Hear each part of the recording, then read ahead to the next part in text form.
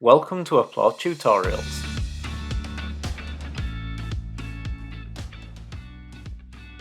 Today we show you how to reorder your model properties.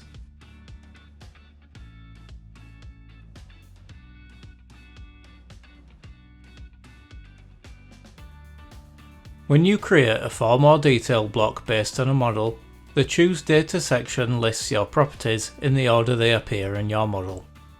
You can reorder these in the Design Form section using the drag and drop feature, but this only changes the order in the form. You can change the order of the model properties directly from the model schema. To get started, head to Models from Admin Home. Select the model you wish to use. Select Reorder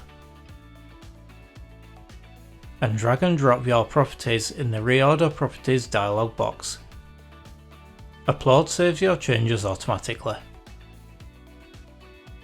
Congratulations, you successfully completed this tutorial. Learn more at Applaud Academy or check out our knowledge base at support.applaudsolutions.com.